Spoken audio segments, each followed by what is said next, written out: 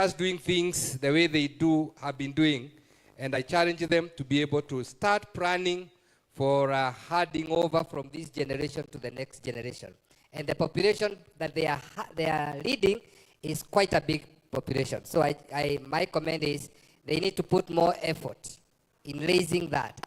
And I thought they would challenge us to allow them to be able to be meeting on a certain levels so that they can be able to raise leaders. Because at the parish level, I don't think they are raising leaders who can become who some of us were because of the position we occupied in the Presbyterian and regional levels.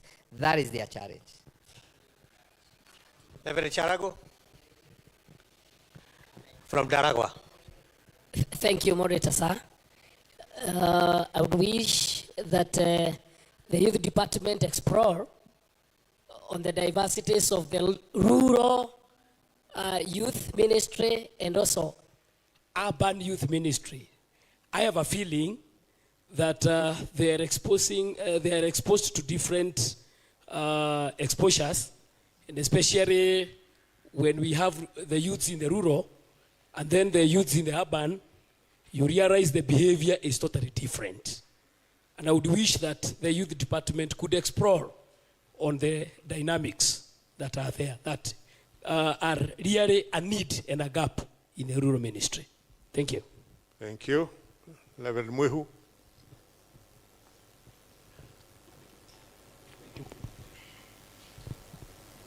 Thank you, Moderator, and the Assembly and the commissioners.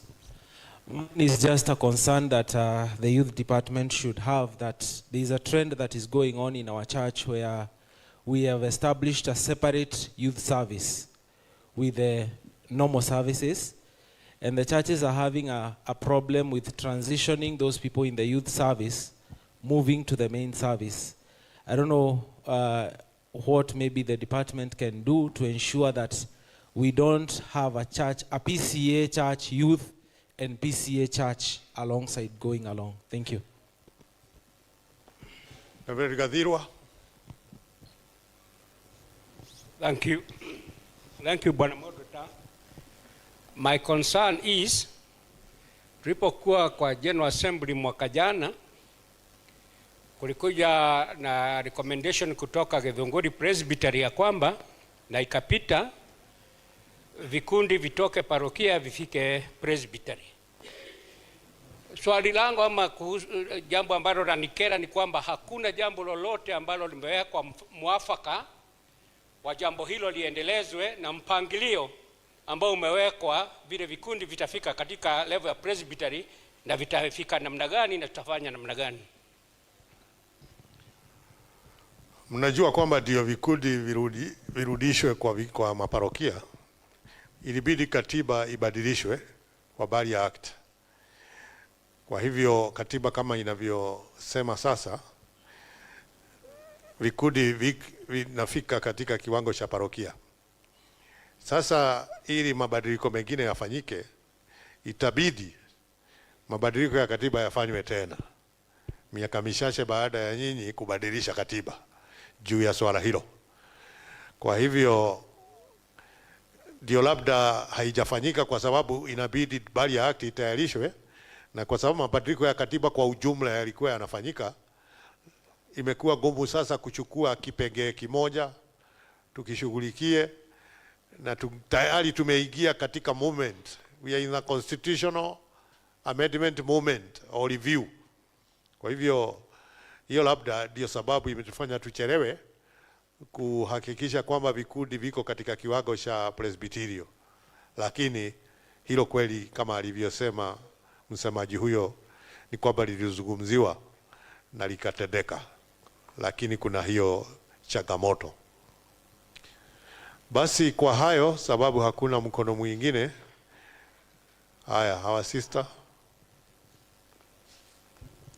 Thank you, Moderator. This concerns the groups, particularly those that would require our attention at some point within the year to send some people for a certain conference, a certain seminar, and the communication comes very late within the year when the budgets are already done. Would request kindly Recently we had the youth. So we would request kindly that we get these dates early enough before we prepare our budgets so that we can factor them in. Thank you. Yes, to the presbyterial level, as was resolved, because we don't want to go back on what we had already agreed. We allowed them time because of what has been mentioned, the calendar of events, but thereafter, there shouldn't be any other activities beyond that level. We can never have any explanation to do it. And what has been said is that even for that, then let there be communication early so that people can budget before the financial year starts, so that people are not ambushed and told to cough a certain amount of money for something they are not prepared for. Okay, with those comments then we can hear the resolutions.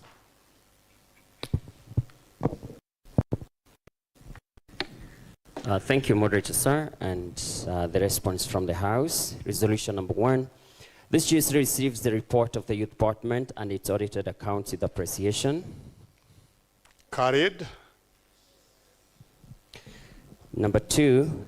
This GSC acknowledges the pivotal role young people played in bringing national attention to their concerns and those of the wider Kenyan population. We express gratitude to all who engaged with and listened to the youth during that difficult time and urge that dialogue with the youth be embraced as part of a renewed culture. Carried. This GSC acknowledges the role youth played in national awareness of issues affecting them and Kenyans. Further, this GSC directs the Business Committee to establish a mandated youth representation policy within the church governance structure, encompassing sessions, presbyteries, the General Assembly, and their committees. Do you understand it, Lily? What exactly you people want, now that you have touched on all of us? Right from sessions, presbyteries, General Assembly. 1, is there a budget? 2, are there structures to do that? I think we need to be clear before we put the question. What exactly do you want in simple English? In simple English, Moderator, what we want is for the church to establish, even in percentage form. For example, there is one resolution that we brought, I don't remember which GA or GAC, where we had said that of all new eldership ordinations, a third should be young people under 35. At that time, it did not pass. So what I'm talking about here, a mandated youth representation policy is a policy that establishes something like that in a very, very clear way, so that we make sure to ensure that there is youth representation in all the levels of church governance. Including on this desk. Moderator, sir, it is the General Assembly in its membership and its committees. Okay. It's affirmative action. So how do you take it? How do you follow it through? You know, that's the challenge sometimes of following it through. How you ensure that those between 15 and 35, by the way, how many are they in the hall? Now that we talk about it, can we have those between 15 and 35 studying? 35 years of age? Now look. Moderator, the only one I'm aware in the house is a visitor who has joined one of our youth leaders who comes from this parish and has joined us this afternoon, and she's right at the back there. And of course the brigade officers who are running up and down. Even the Yeah. director is above 35. Yes. So let's think through this one so that because many things are good when we legislate them, but when you do not have a very clear structure of executing them, they gather dust. Like we have said about other things that are in the Constitution, yet we have not been able to do them. They are in the Constitution, yes, but we have never managed to do them. So, what structures would we put in place? What percentage, what fractions would we put in place to ensure, good as it is, that it happens? I think a bit of debate on that one before we carry it or drop it would be good.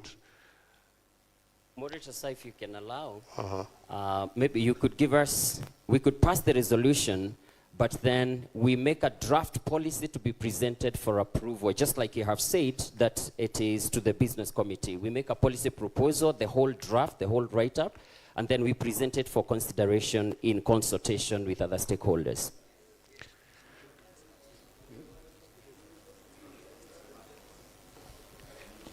Yeah, but our concern is that once you put a resolution and you don't have a framework, sometimes they give us a bit of discomfort.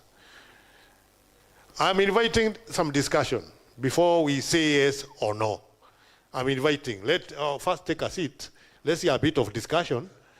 Reverend Mwehu.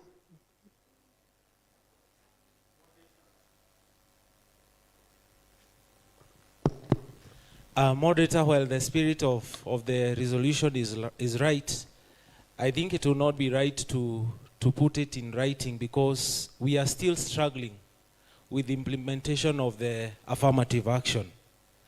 If we take ourselves this way, we will now tie ourselves because we will have problems constituting the business committee, constituting the presbyteries, but maybe we can encourage that youth be involved rather than saying that we establish a law on it.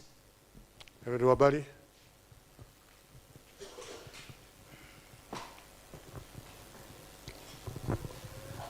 Bwana Moderator na kamati, nataka kusema ya kwamba ni vyema kusonga polepole kwa sababu si miaka mingi wakati pia mambo ya vikundi ilileta sintofahamu. Kwa hivyo yangu ni kuomba ya kwamba kama kuna mapendekezo ya pianwe kwa business, mahali pale kunaweza kuwa na kamati ya kuangalia na kuadvise business ili iweze kutoa mwelekeo. Lakini tukianza na resolution, hiyo itatufunga na inaweza kutupa shida. Pia kusonga hiyo hatua hizo zote kwa kipindi ambacho pia hakujakuwa na uwakilishi kwa pamoja immediately, inaweza kosa kuingia vizuri kwa sababu kuna haja ya kuwakuza na kuwa integrate kwa njia ya taratibu. Bwana Moderator. Elder Gakuru. Thank you, Moderator and the commissioners. One thing that I want to appreciate is good that we are trying to bring our youth on the board. But as the spirit is so good, I don't think it is good to first of all registrate the issue of the youth. What we can only advise is to make sure that our youth are encompassed into the activities that we have in our churches. From the local board, let them be given chances to be deacons, because they are even shying off. When you go to the parishes and you call for that youth who can become a leader up to the presbyterial level, we are not getting them. Let's nurture them at the local grounds as we try to bring up instead of registrating it. Thank you. Reverend Gashwe, then I'll come here.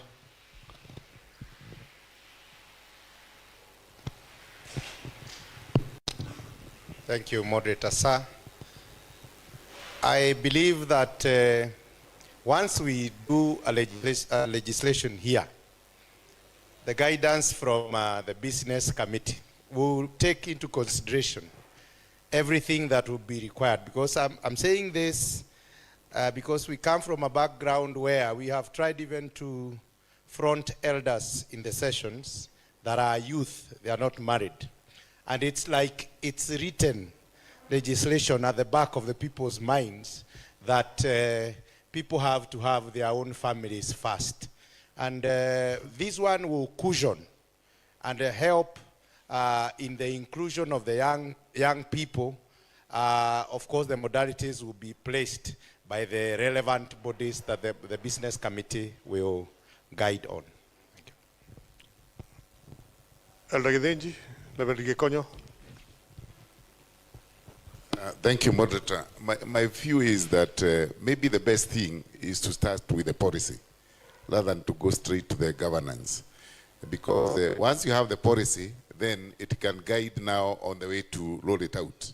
Because when you start from the head, if the policy and the policy need to be worked on and be given meat, then possibly you may realize that the framework that we are discussing may not fit into the governance at the end of it. My view. Next to you. Thank you, Moderator, and the committee.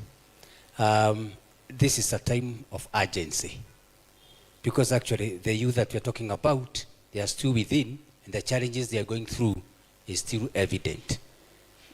I would suggest, and I think I would concur with my brother there, Gashwe, that we go through it, let the resolution go through, and then we do the framework as we engage in the challenges that you get through after this.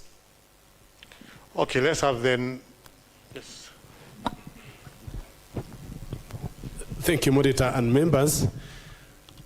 I feel the spirit that we have about young people, but in our Constitution Act 22, this church has a whole department of the youth. And therefore, Moderator, I would not think that it is prudent that we are yet to try and legislate that which is our work. Because this church has already embraced young people. The issue coming up now is giving them more space. But Moderator, even if we do the resolution will not work itself. It is we who will ensure it is working. If there is nothing, there is something that is not working, it is not because that we do not have the resolution. It is because of those other factors that we are mentioning. For example, Moderator, last Sunday but one, I had over 1,000 youth congregated by Imenti Saudi Presbytery from all their parishes. So from where we are, we have all the liberty to do everything.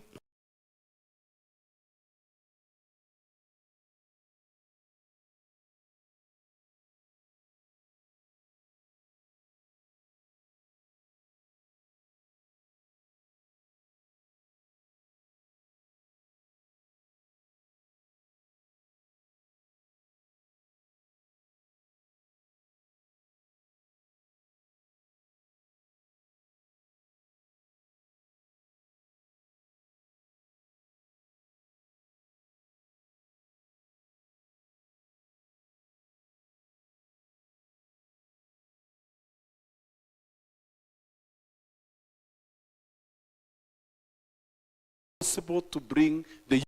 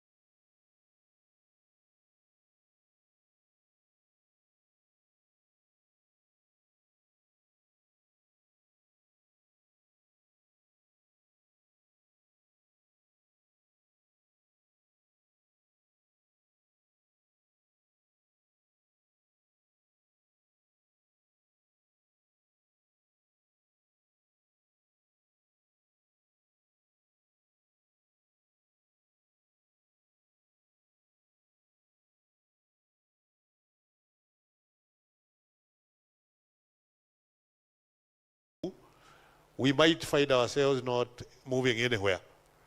The spirit is good. So maybe you could tweak one verb somewhere.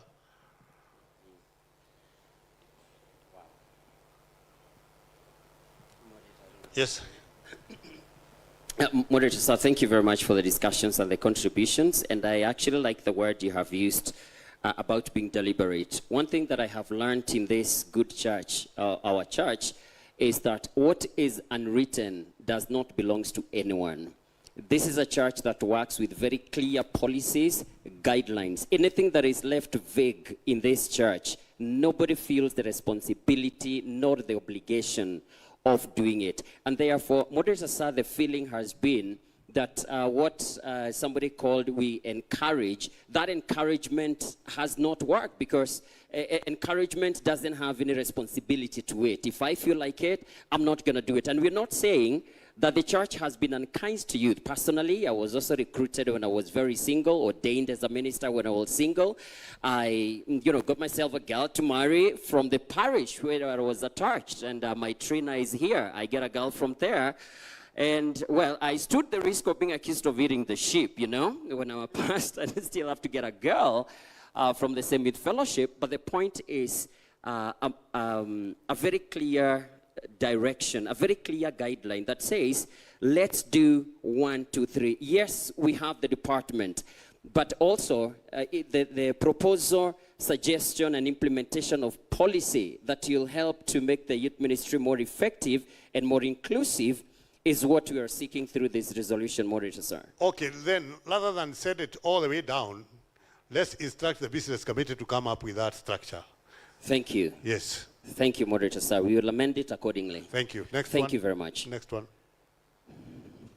This GC directs the re-establishment of formal youth presbyterial councils and their presbyterial chaplains. These councils will be responsible for creating regular platforms for youth interaction, including sports, music festivals, and intergenerational activities to foster discipleship among the young and promote understanding and collaboration between youth and older members. That was legislated last time. So it's a question of just changing the constitution to allow the presbyterians to start functioning. Because that was agreed last time. I think that's what Level Gaziro was asking. Yes, so that's already there. So drop that one. Thank you. The second last one, number 5. This GAC urges the Office of the Moderator of the General Assembly to prioritize annual regional youth moderatorial visits for direct interaction with young people in collaboration with relevant courts, councils, and the youth department. So you had something for me? Yes, sir. How do you like it? Wanakuhitaji moderator. I'm available. So do I need legislation to do it? I'm available. Just bring them together, ask me, give a date, I'll give you. Yes. Occupy. Thank you, Moderator, sir. Yes. The last one, this GC acknowledges the need for the church to provide relevant and contextualized youth ministry to address the diverse challenges faced by young people. Further, this GC directs that youth ministry forthwith be structured to meet the specific needs of teens, college-age youth, and young family and professionals. The youth department, with local stakeholder collaboration, will provide necessary guidance, training, and user materials for implementation. Taken? Taken? Any additional? Reverend Moihu? This GAC notes with concern the exclusion of youths from regular and traditional Presbyterian worship through the establishment of separate youth church services. Further, this GAC advises that youths be intentionally included in the main worship and hold their fellowships after the service or other appropriate times. Taken? Taken? No. I don't see anyone saying yes. Okay, then we are done. Thank you very much. I clap for them as they...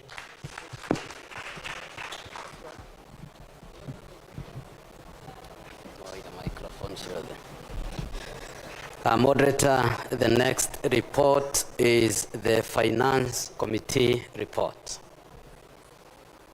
Finance Committee report.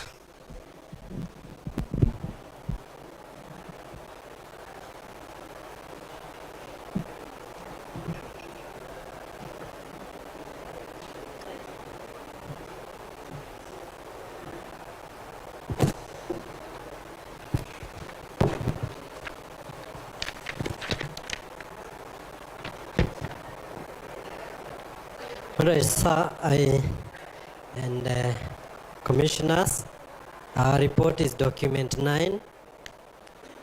Our report is document 9 in your dockets.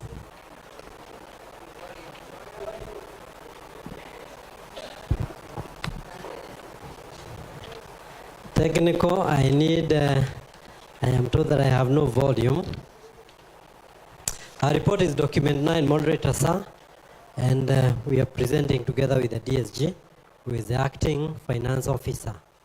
The Finance Committee report to the General Administration Committee, the year 2023 and 2024, presented to the first GAC of the 24th General Assembly. The responsibility of the Finance Committee, you will find it there. They are 6, to prepare annual budget for the church, to make requests for subsidies from overseas churches and organizations, to issue appeals in East Africa for specific purposes approved by the GA or GAC, to receive and disburse of funds entrusted to the General Assembly from local and overseas sources for the work of PCEA, to prepare and publish annually a duly audited statement of accounts of the head office, and finally to oversee the collection of all funds for church purposes. The committee's operations for the year 2024 were largely affected by the handover of the honorary treasurer, which has taken longer than expected. Performance during the year, the MMF expected over 270 million. The church received about 197 million, leaving a balance of 73 million unreceived. And the performance was 73% increase from the 73%, an increase of about 5 from the performance the previous year. A summary of the Presbytery MMF performance is attached as an annexure. There is an annexure to this report showing the MMF performance by the various parishes and the awarding thereof. An observation that we have provided a table there showing how the 196 million corrected was spent, leaving a surplus on a cash basis of about 1.2 million against a budgeted surplus of 2.2 million. During the year, the Finance Committee held 5 meetings. There are some other highlights, moderator and the GAC, that I would want to make. One, the Family Bank partnership. The church continues engaging in partnership with the Family Bank. The bank has brought a realization that we can open up barriers and achieve synergy in resources management. We received some bit of the payment of interest, moderator, though again to the attention of the GAC, this partnership has had challenges. We have had what you'd call lack of information or misinformation by the parties. We have continued receiving reports showing that our interest is higher than what was paid. And moderator, there is need, and this will be coming in our resolutions, there is need to review that relationship. There is need to review the Family Bank partnership relationship, especially because of the lack of information or the misinformation. They've provided us with a figure of 65 million, which is what we are working on. But then when it came to payment, and we wrote to them instructing them to pay us interest and as at 29th January, which was 57 million according to their reports. But what they paid, and we obtained the statements, is 49 million net, so that if you make it gross, is 54 million, but the payment was up to 16th of April. It was up to 16th of April. So while we expected 57 million as of February, the amount they paid is 54 million, and they paid the accrued interest up to and including April 16th. So this relationship needs to be evaluated. Further, moderator, we noted from that statement that that account, the virtue account that we use, one, it's not in our books, unfortunately, and has been operated somehow irregularly because the signing mandates seems to not exist. So they operate an account without an appropriate signing mandate. We only wrote to them a letter, one signature, they paid us about 50 million. On the staff pension, moderator, we are able to show an upward trajectory that was included in the SG's report. And I would, because of the statement that we indicated, moderator, there about the committee's operations being hampered or affected largely by the handing over, the handing over process is still continuing. I am finding my name listed as an ex-officio of the staff pension scheme. We've been meeting, or the scheme has been meeting, but the treasurer is not included. So I am unable then to comment about the staff pension and the staff medical scheme, but I will be coming back to them a little bit in terms of the report, the financial reports. On the Mombasa project, the Mirere Beach Mombasa project, moderator and the General Administration Committee, the project has had her challenges through the year. The Finance Committee has given her advice when called upon, and our advice was clear that the Finance Committee has provided us input as regards the need for introduction of new money into the project. Moderator, we have participated as the Finance Committee in the various discussions that have been going on within the foundation and elsewhere regarding the Mirere Beach Hotel. And our view was that we need to either dispose ourselves as a going concern rather than wait to be disposed by the bank. You heard it from the SG's report that a sale by the bank will be at first sale value of 1.2 billion, while a sale by ourselves, it was possible to find buyers who are going to buy us at valuation of about 1.7 million. So moderator and the fellow commissioners, we made our input into that debate, that possibly what we need to do in the Mirere Beach Hotel is the introduction of new money. Another highlight, moderator, and the GAC is on charge for audited financial statements. You have noted that the majority of the departments have not attached any of the audited financial statements. We have, however, done an analysis. In your dockets, you have found an analysis of the audited financials for the presbyteries, and the GA annual financial statements are, however, not included. We, however, moderator, find a draft set of accounts in our dockets. We have a draft set of accounts, which you will find in the same document that we have. And I would want to just share one of the reasons. These accounts were referred by the business committee for a forensic audit. Our accounts were referred for a forensic audit, and ordinarily what would happen is that a forensic audit runs, then we are able to conclude the financial statements. A forensic audit. Why the forensic audit?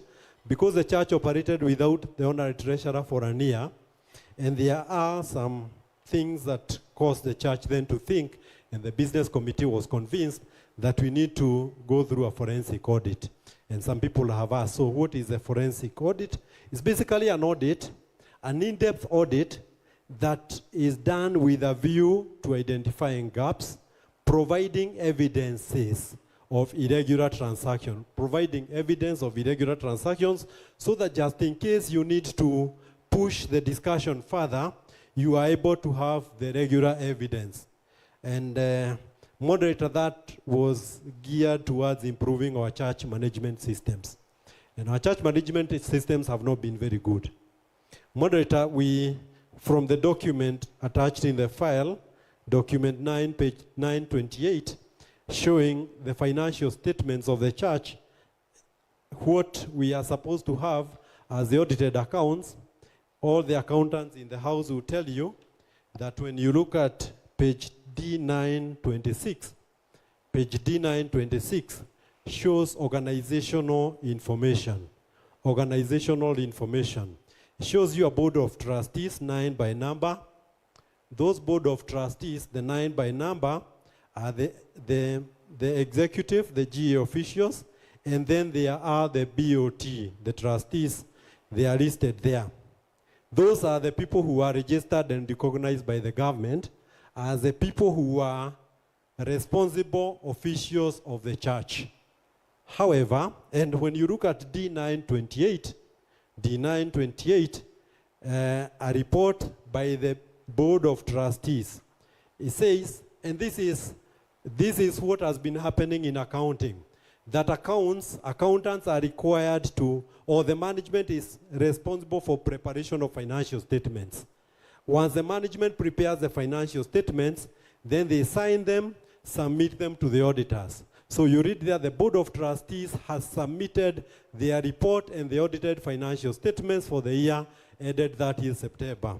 Moderator, sir, and the members of the GAC, commissioners and delegates, I would want to say that that statement is not factual because that BOT has not met.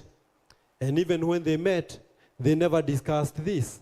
And when I looked back, moderator, I noted that this is a practice that we've been having. So we'll prepare financial statements, we'll report to you that we saw them when we have not actually seen them.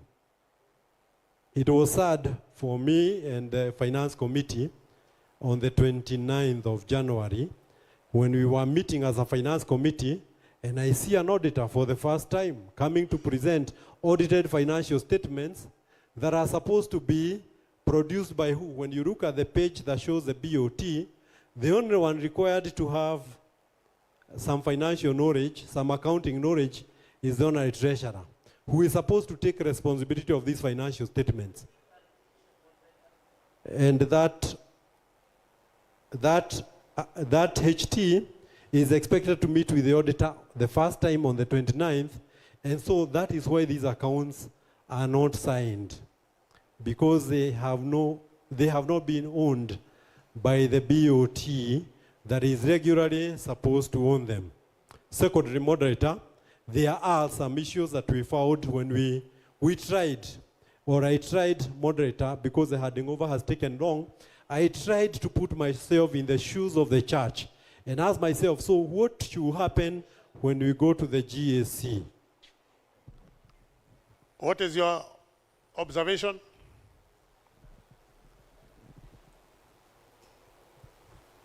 Moderator, thank you.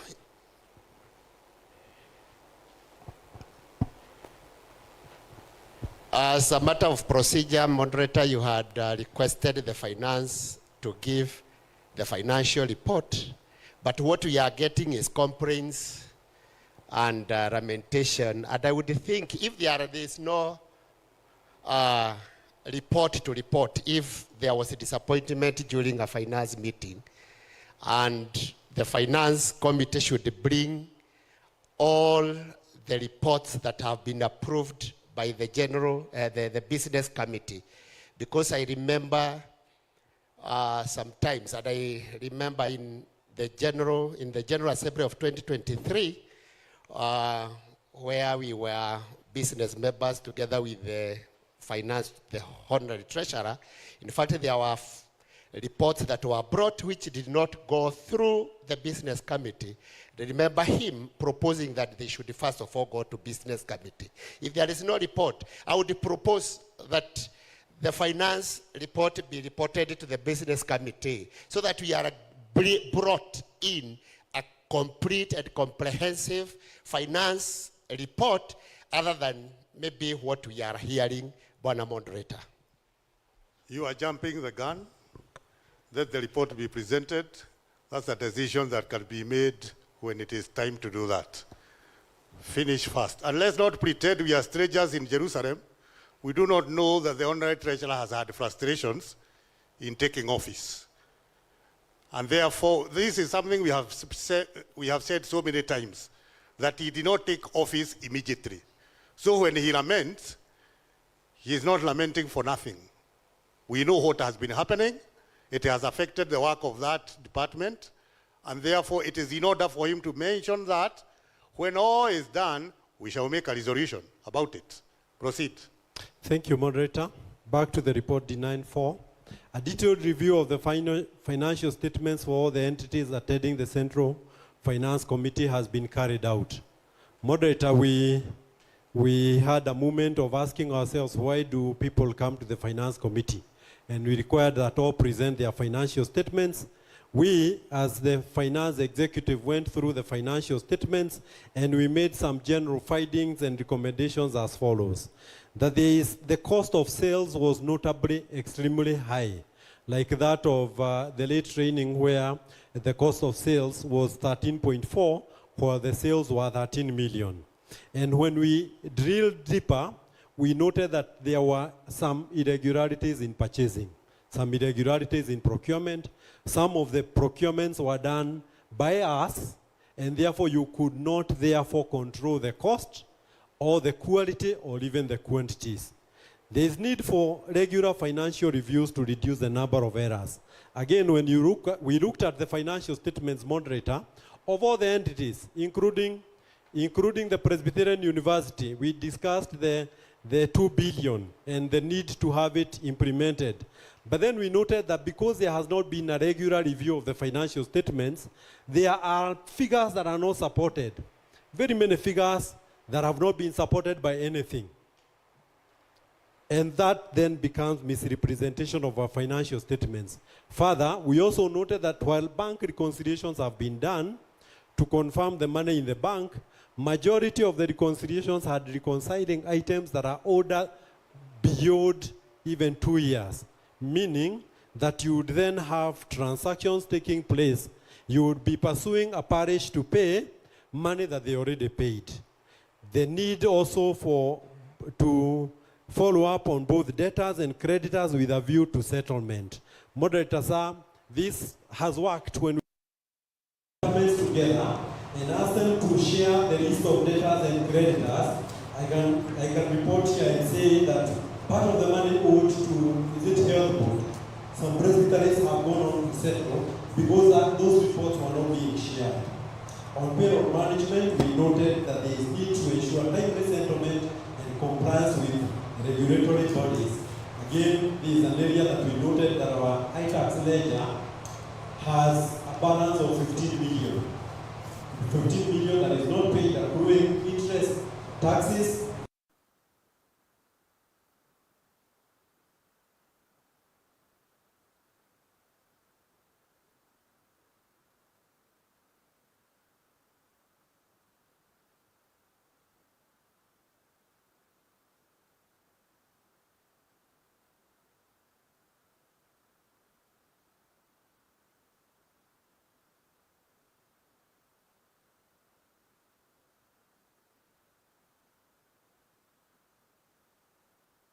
Patients and seeking to treat them on a rebate. Some of the hospitals are paying them rebates, then the hospitals continue waiting for payment by SHIF, NHIF, and SHA. And as a result, we increase our obligations with SHA, but then we have also paid and settled the professionals whom we have contracted. And also, Moderator, sir, and we had this from the SG's report yesterday in document 2, where he talked about the great PCA financial debate, and in his address, he encouraged the church to actually follow the PCA Human Resources Management Policy Manual. We found that majority of the transactions, both head office and otherwise, have not been faithful to this guideline, or that there is no policy, and policy is dependent on somebody. One person becomes the policy. So if I want to pay you, I'll pay you. If I do not want to pay you, I'll create a bottleneck. On taxes, I indicated that the tax ledger has about 15 million that is outstanding. That, Moderator, should be a concern of this GAC. The finance structure, this is something that we need to engage seriously on, determine how we need to have our financial management processes so that we have our accountants distributed across all the departments having proper supervision and reporting structures. The financial policy, this is something that we are working on, Moderator, sir. within the Finance Committee. We have created some subcommittees. On the ERP moderator, that is part of the handing over notes. I asked for the information from the service provider. We've not yet gotten anything, but I can report here and say that we paid for an ERP 2 years ago. It has been under implementation. We will be following up as we continue engaging on the handover to be able to identify the status. On corporate governance moderator, we noted the challenges that the church faces and agreed that as a finance committee, we need to organize ourselves better. And one of the ways that we resolved we need to organize ourselves is having two subcommittees. One on risk and compliance, assessing issues to do with loans, assessing issues to do with compliances, and another committee checking on performance of our Presbyterian trading entities. And we have several. We have the hotels, we have the hospitals, we have the bookshops and many other entities. We have a committee within finance that is proposed and has been approved by the business committee to review their performance. Moderator, before I invite the DSG to second the report, there was a critical issue that was omitted in the clerk's report, and this is about recruitment of the external auditor. The recruitment of the external auditor. And during the year, the finance committee together with the business committee carried out a recruitment of external auditors.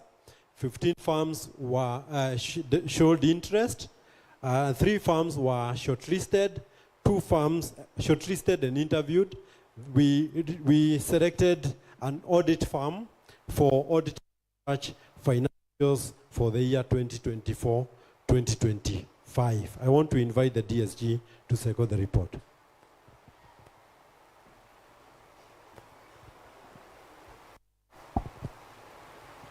Mr. Moderator and the GAC, before I second this report, I would wish to urge this GAC, Moderator, through your guidance, that we are more and a bit sober on the discussions herein, because as Moderator you have added all of us, majority of what has been presented by the HT is not the report from the finance. There is a lot of I in the report, but Moderator, when you look at the report that has been presented and that is in the docket, it is a we report. Therefore, Moderator, before I second this report, I would wish that we are able to clearly put things in the right perspective, so that I do not second the report that includes what the HT as a person feels, because I would want it to second what the finance committee processed, brought it to the business, and is in the report. Moderator, it is true that we have challenges that we have gone through. All of us know. All of us know. We have talked about it. We have made steps, and we have made some achievements. And Moderator, we are almost out of the challenge that we have been in. But I fear, Moderator, that the spirit that we are engaging with, if it becomes the spirit through which we finish this report, then, Moderator, we may not have the report that represents the report of the finance committee to the creator. Mr. Moderator, before I second this report, it is important to put it very clearly that while the report of the finance, part of the report was forwarded to the business and further forwarded for forensic audit. What's the information?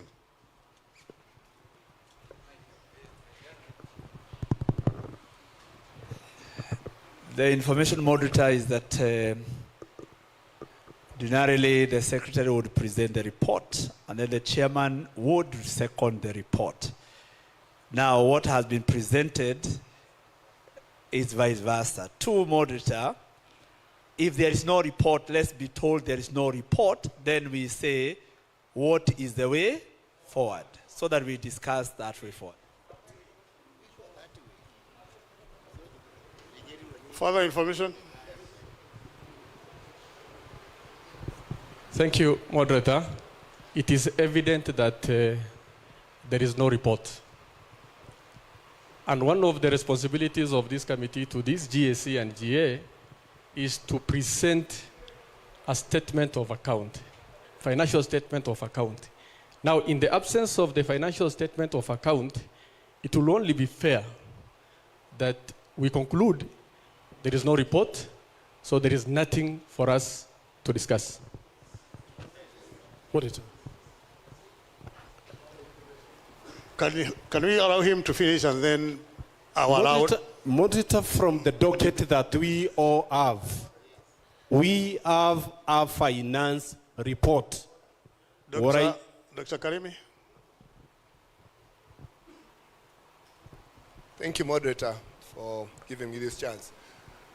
Moderator, my concern is that we'll be going out of order to allow the DSG to continue talking when he has disowned a report that he has signed, meaning that as an assembly, we cannot continue with this report.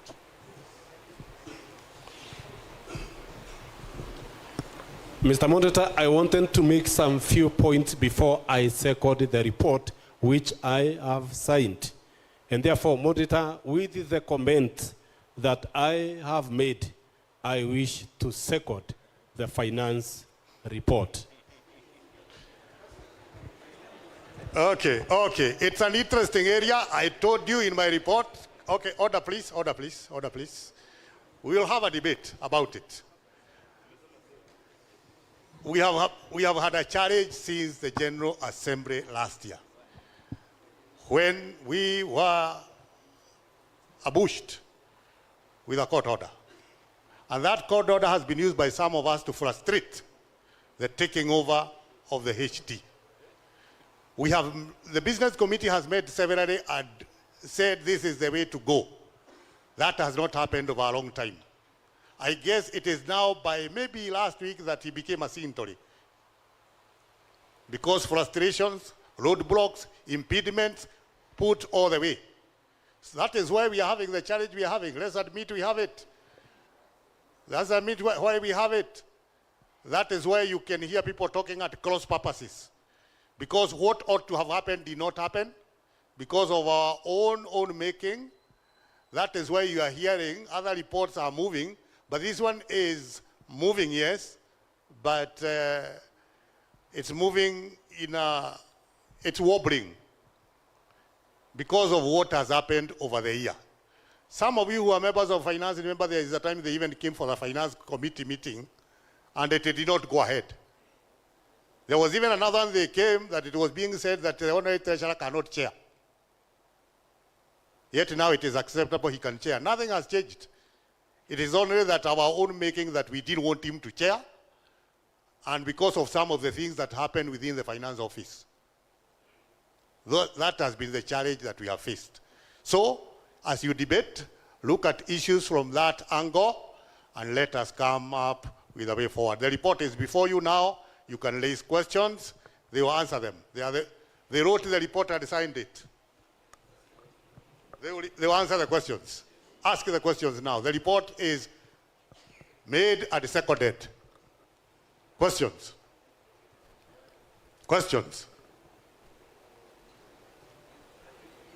Questions? I hope you are not introducing debate, but you're asking questions. Okay, let's hear the questions. Elder Karobia. Thank you, Moderator. I wanted to get a clarification because the Secretary to the Finance has alluded to some two reports. One that is in the docket and one that he has said has a lot of eyes, and therefore I'm confused as to which of the two has he seconded. Moderator? Okay. Yes? Moderator, in our constitution, and I believe the SG is the custodian of that constitution, I'm just asking myself, who appoints the DSG to be an acting FO? Because in the constitution, it talks about the honorary treasurer. In his absence, the deputy takes over. But now, I'm hesitant to question my DSG because I don't know which court appointed him an acting FO to defend the accounts. I think there is irregularities in terms of why is he defending accounts and who appointed him the acting FO. It would be easier for this court to be able to challenge the person who was in accounts, who is the FO, but now he's self-appointed or maybe appointed by the business. But now this being the General Administrative Committee, we have the mandate to ask those questions. So who is he? Because now he's not the DSG. Now is the FO. Now we need to be told who appointed him so that we can question him as the FO, not a DSG and the minister a colleague of mine. So that is how I'm struggling with that question. Reverend Karimi, then Shalago. Moderator, thank you. In the light of the fact that we have all this confusion, and in the light of the fact that there is some internal audit that is awaited, I suggest that we do away with the finance report for now. Let the business committee pronounce ourselves on this matter. Because as a GAC, we don't know what we are discussing. A lot of what was mentioned in the report actually was verbal. And I would, much as the DSC has said that we, after saying what I say, but we cannot remove the I that has already been done. Moderator, I suggest we refer the matter to the business committee instead of continuing with it. Thank you. Reverend Shalago. Thank you so much, Moderator.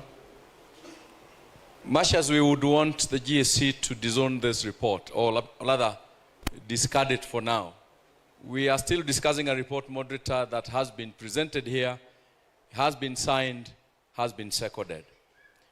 I had two questions.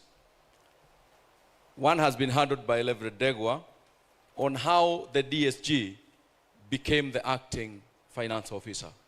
My second question is, where are the departmental accounts in this docket?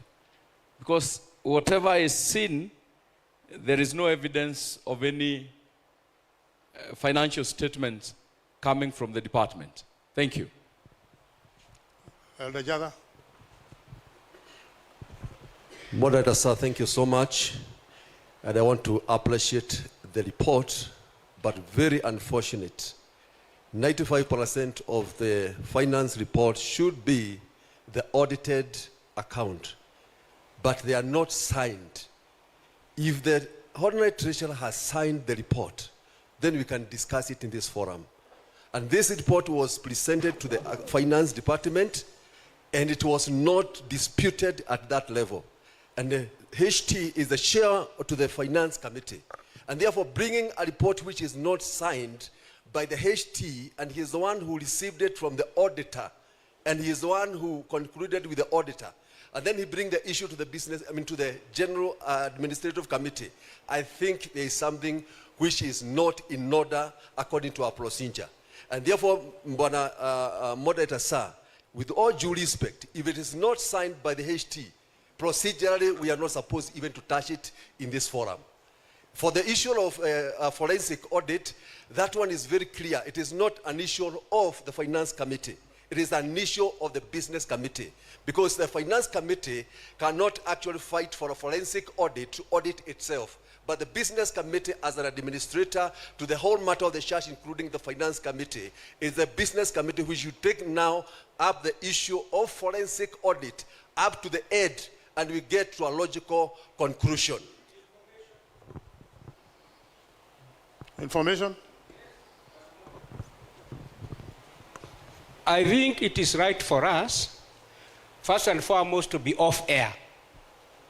Because what we are discussing is being seen worldwide. Can our GAC TV be switched for a little bit so that we may pour our data? This is an open forum. Let people know what is happening. No problem. If we need a category of the GAC, we can have it, but we are not there yet. Again, I also ought to remind the SGA, when I was the HT, Reverend Moderator, our past moderator, Bonagadhaju, was my finance officer. Because of the issues that it's a tradition just to remind for those people may be asking. And therefore, Bona DSG has already disconnected himself from the report that is being presented in this committee. And therefore, I'll request that the HT has not adopted the report, which was adopted by the Finance Committee. And therefore, we do away with it until the Finance Committee work on it. But for forensic audit, that one is already approved by the Business Committee, and it should continue as it is. Elder Mugai. Thank you, Moderator. I would want to confirm to this GAC that I'm being the treasurer of Nairobi Region. I also sit in the executive committee of the finance. And the truth of the matter is the audited accounts, financial accounts for the year 2023-2024 were not properly submitted. That is the truth. Because there were issues that were raised by the committee after analyzing those accounts and finding them faulty. They were not qualified. They were not acceptable because of the entries that were there.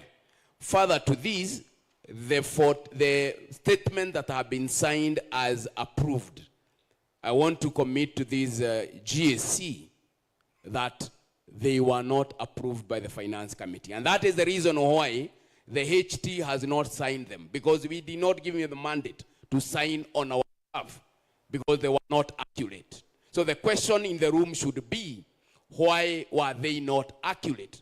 But what challenges were there? So that we can be able to set the record straight and mention the areas that were found wanting. And this committee pronounces itself.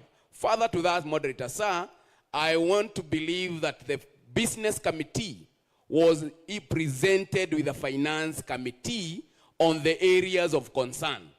And what our brother has mentioned, the reason why the FO maybe could not be in this meeting to present these could have been said by the Business Committee on why the Secretary is not able to present this report. The issues that have been listed, I wish you can respond to them so that then we make a way forward. Okay, thank you, Moderator.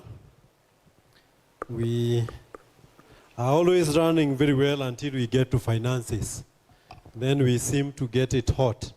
I don't want to respond to question 1 and question 2 regarding the 2 reports and who appoints the DSG, but I want to, what are the departmental accounts? Okay. The departmental accounts were qualified, but in our assessment as a finance committee or as a finance team, in our assessment as a finance team within the secretariat, we realize that the qualification may not necessarily be as a result of the accounts not being proper. But we realized that the auditors did not do their work.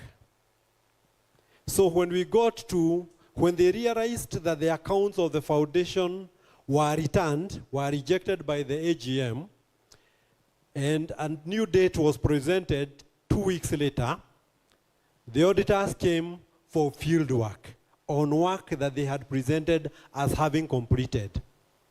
So they realized that the client, the PCA, is now keen following up on the reports.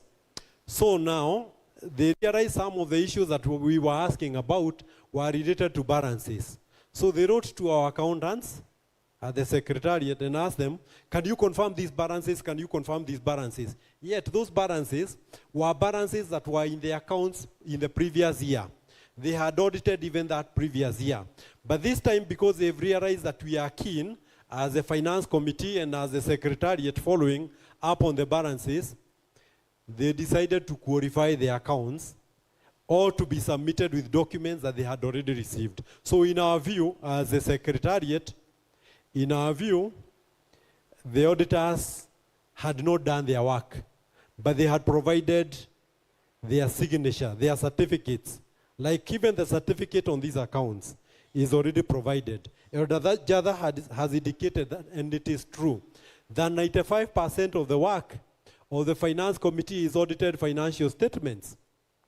And I want to put it to the elder and the elders in this house who are members of the Finance Committee. Elder Jada wrote it out. So on the meeting on the 29th of January, he was not in the meeting. I would want the accountants in the house to confirm the procedure of auditing. Who submits the accounts to the auditors? That was our question number one. But even if the accounts that they presented, the minute book has been submitted, the minute reads that those accounts were taken as drafts.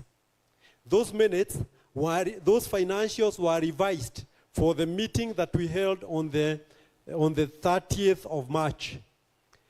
And on the meeting of the business committee on the 3rd of April, a forwarding note, a revised financial statements was forwarded.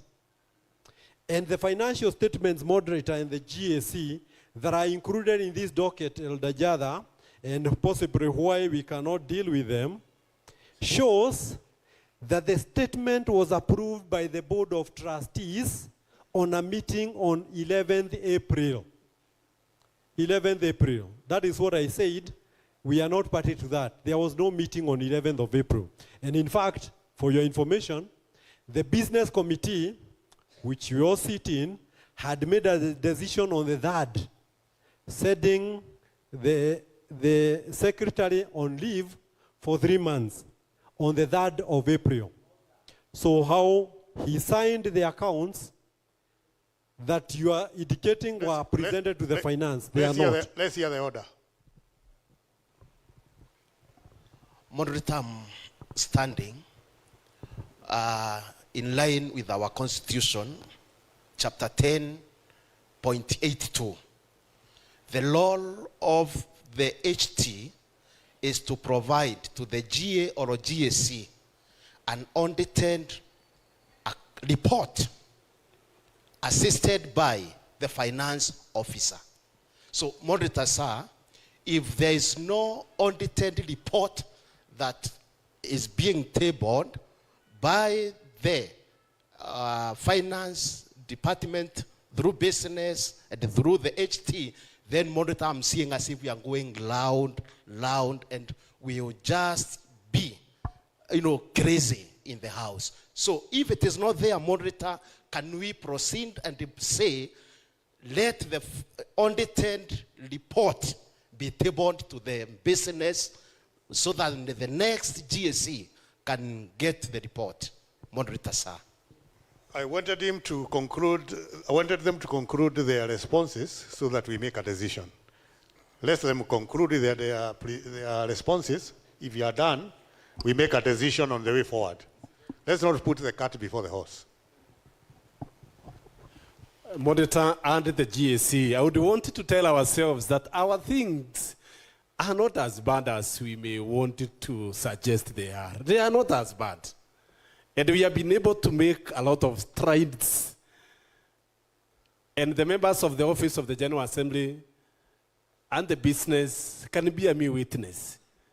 Since we began this GAC, we have made a lot of reports that have been processed by the business committee. And we are, Moderator, at the tail end of getting this right. And therefore,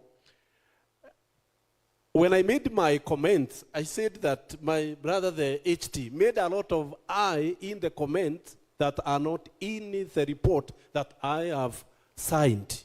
And therefore, I wanted to excuse myself from the I's that he presented. And I went further to second the report. Therefore, the report that we are talking about is the report that we have in our docket. Secondly, Moderator, it is our general practice and tradition in this church that whenever all the senior positions of this church have an issue, the Deputy Secretary General steps in.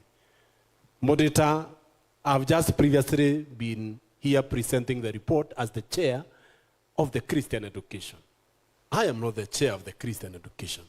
But since that they do not have the chair, then by the virtue of my office, then I stand in so that work continues. And therefore, to the person asking how the Deputy Secretary General became the AFO. I think that is answered. And we have our moderator here who was a Deputy Secretary General. And we have our past moderators here who can bring us to track as far as our traditions are concerned in that regard. Thank you, moderator.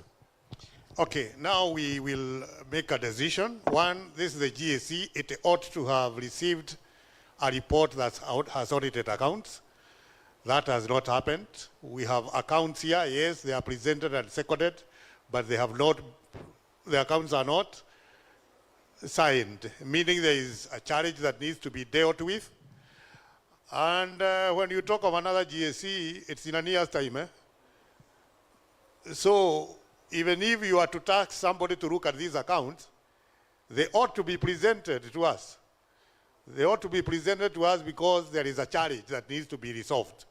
And they cannot be resolved by being kept in a shelf for a whole year until all that work is done. Therefore, we need now to decide now that, Bwana Tulisha, you would raise your hand when I'm speaking. Okay. So what we need to do now is find a way of getting these accounts dealt with by the finance, dealt with by the business, and we can even have a special GAC to have these accounts now again talked about, because we can't allow things to go wrong. Yet we have been given a role as a GAC before a GA meets to align things. If things are not aligned, then we are also at fault.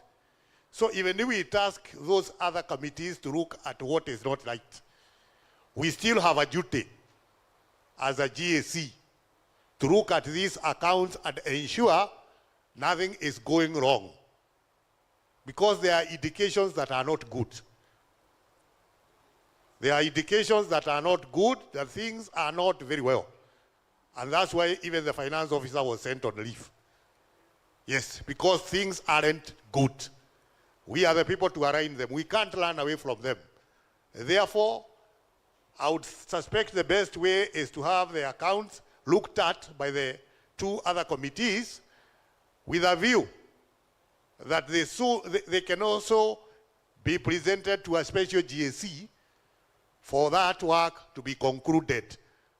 Because that is our work. We should have concluded it today, but it appears we shall not.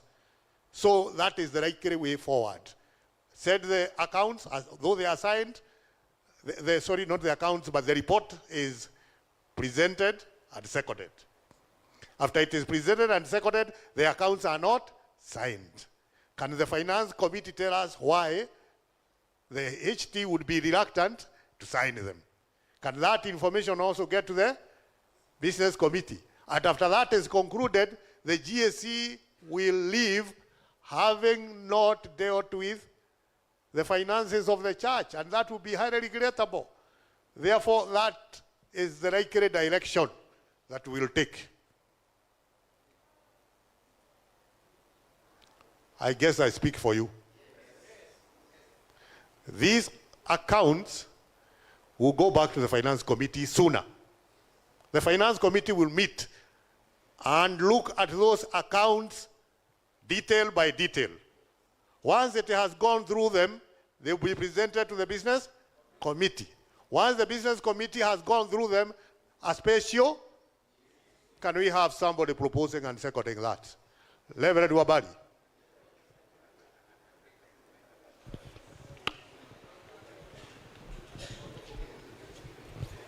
Moderator na kamati ya GAC, nimesimama kupendekeza yale yote moderator ametaja kuhusiana na hesabu ambazo hazijawekwa sahihi. Bwana moderator. Nione Elda. Elda kule nyuma, baya hajaongea po. Remind me your name. Moderator, sir, I'm Elda Karaja from Kirimara West. Yes, Karanja, sorry. I also concur with you, because it would be paramount, very dangerous for us to have 2 accounts in the coming GAC. So I second that we go as per your advice. Thank you. Carried? Yes. Carried? Yes. Oh.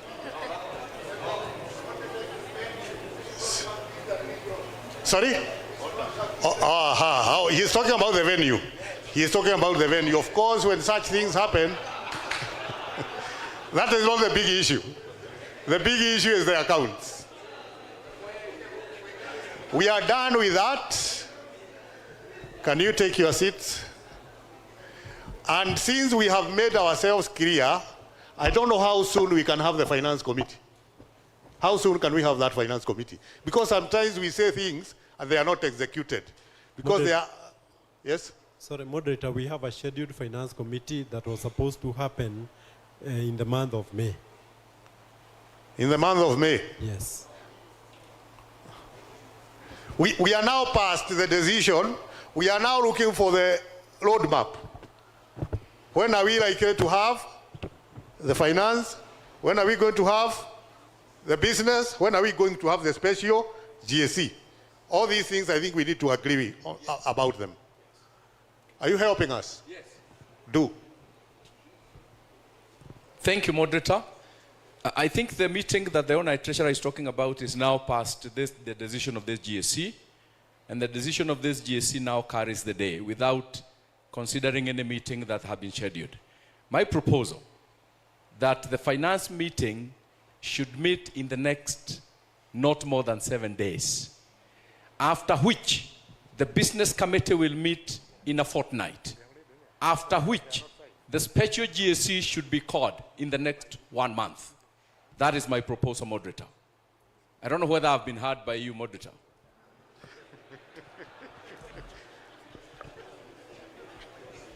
I was asking the chair to see, now since there are technicalities about these accounts, how soon can they be met, can they be addressed so that a meeting happens? Is it a week or two? 2 weeks? Where does that take us? Get us the date. You have diaries at the calendars. 2 weeks, where does it get us?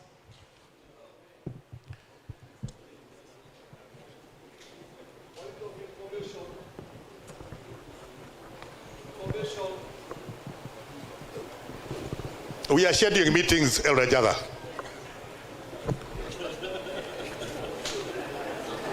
We want you to give us a date.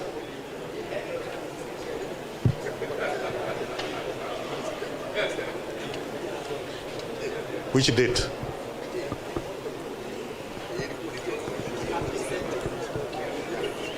Si umeenda mbali sana.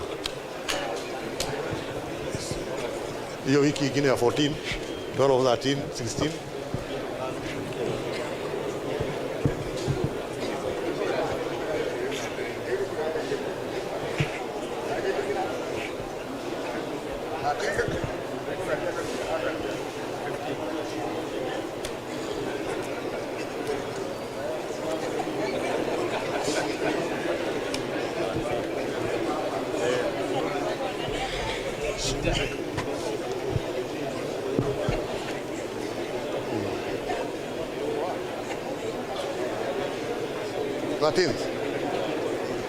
Finance committee, even as the letter comes, on 13th.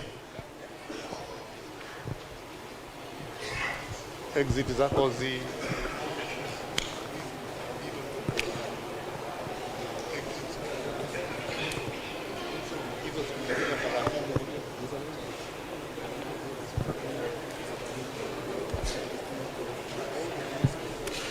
business committee then 20 because he has exited.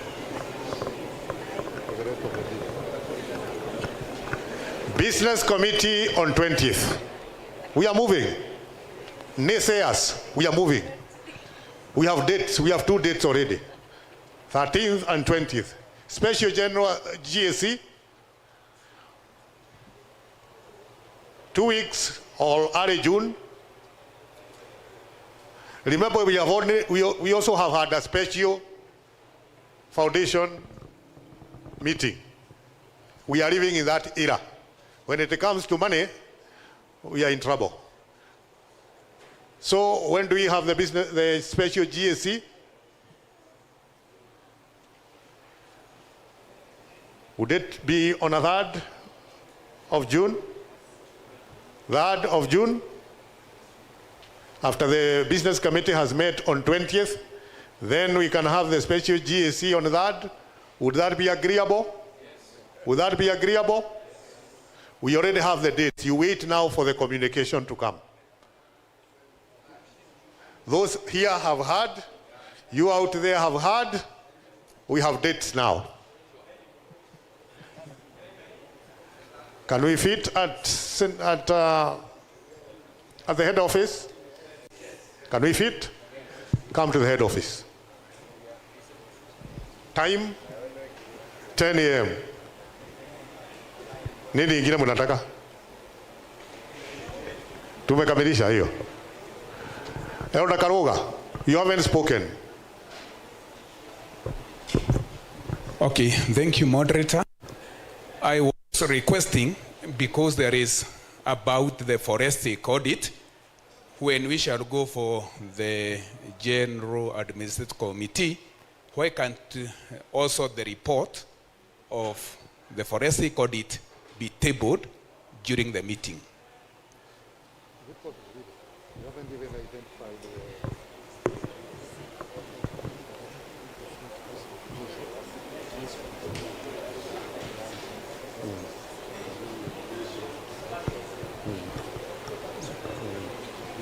Okay.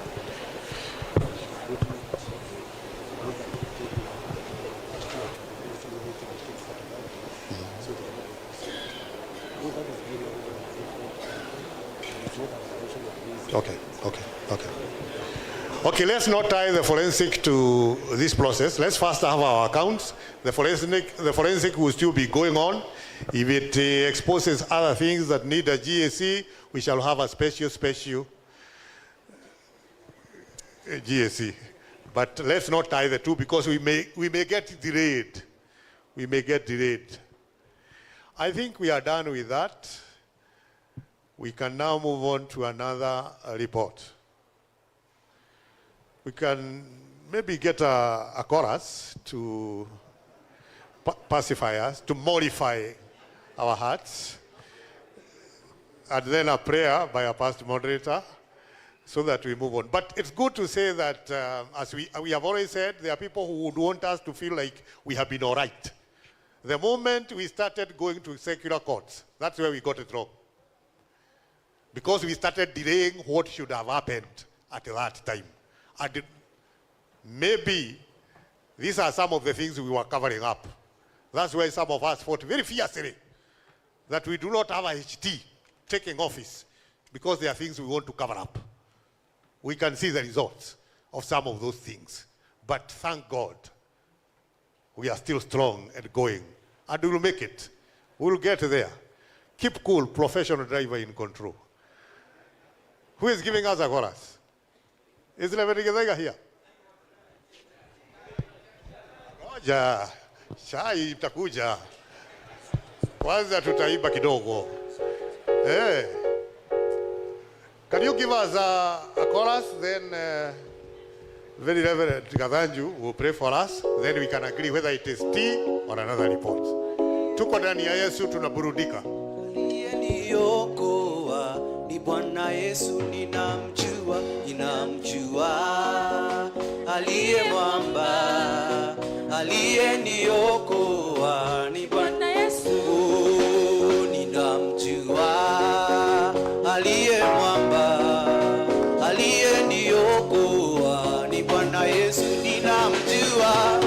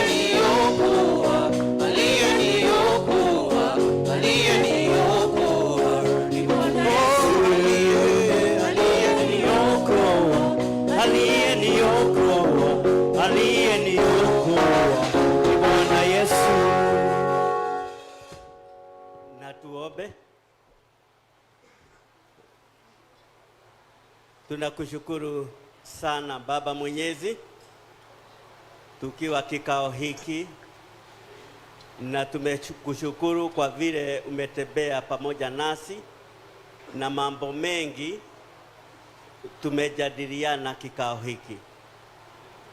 Tukikumbuka vile ulianza na wale walileta kanisa hapa zaidi ya miaka 100, and you have really walked with this church.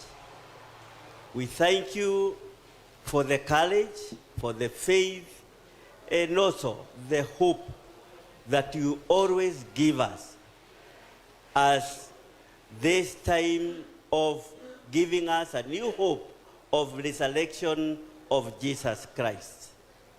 We have seen your strength, giving us direction when things we find it difficult.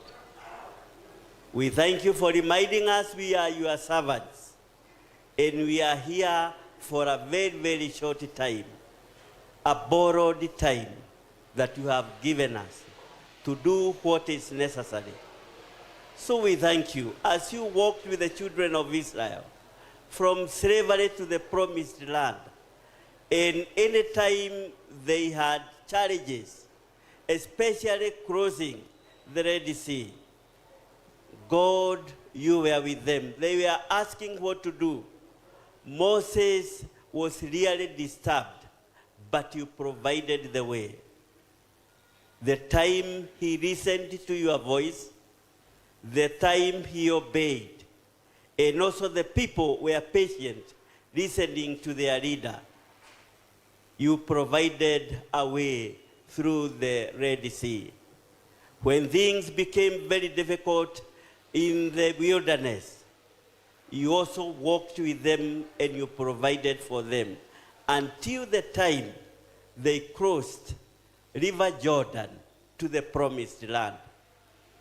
Challenges are there and they are part of the journey. So we thank you for the challenges that we face. It gives us strength. It strengthens our faith and also gives us courage to overcome them. Even at this time, we thank you. This is not the first issue. You have helped us in many, many ways. Be with us. Be with our moderator. Be with the Secretary General, the Deputy NHT, and all those are concerned, and also all the church and stakeholders. We pray for your presence. We pray for your peace. We pray that you provide what we really need at this time. We have set dates. We pray for these days that we have set in month of May and June, that this church, when times leading the way, and you strengthen this church. Even the issue at hand, it is not to break our faith.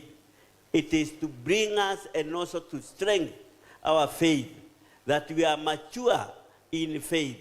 We will still walk forward. We will never look backward. We thank you for everything and the part of this GAC and also the remaining part of it. Lord, you take us through.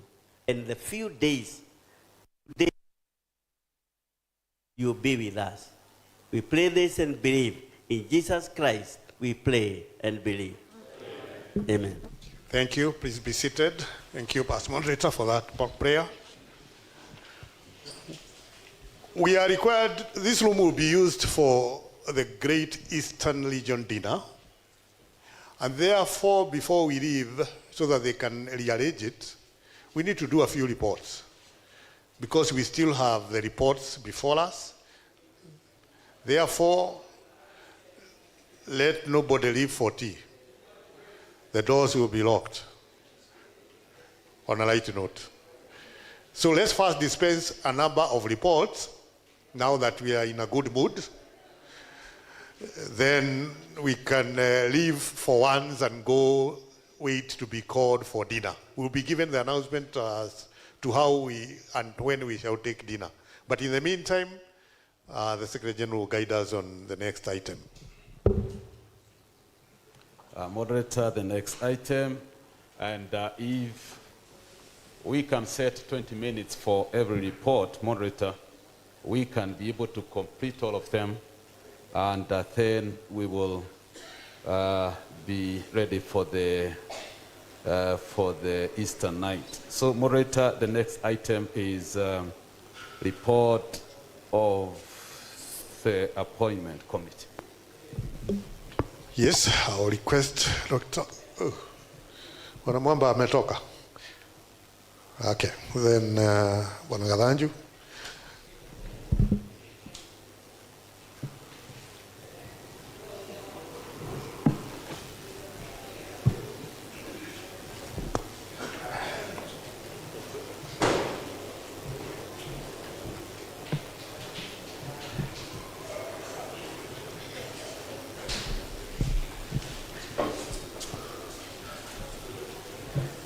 Yeah, this is a appointment committee. Thank you, Appointment Moderator. committee and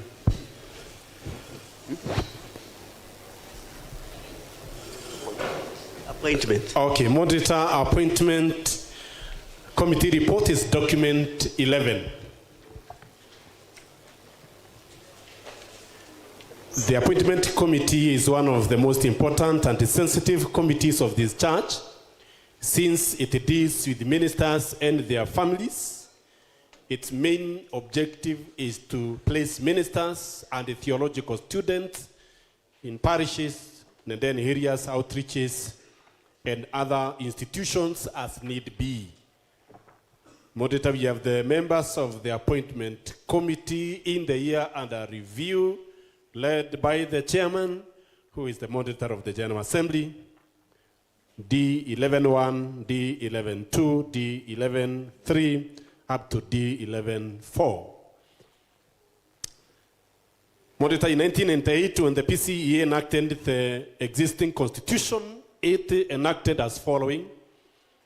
A9-2, the General Assembly, in exchange of the powers assumed under Section 34 of the Constitution, enact as follows.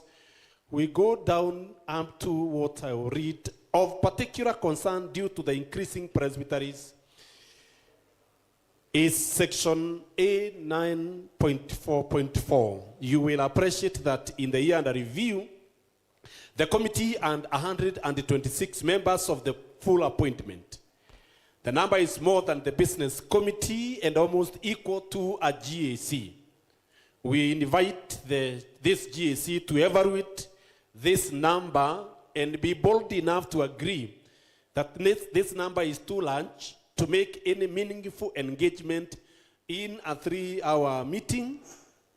It is the feeling of the appointment that this number can be reduced by half. Further, the appointment committee invites this GAC to consider, in the light of the above proposal, to annul the prefix executive and full before the word appointment and be left with appointment only.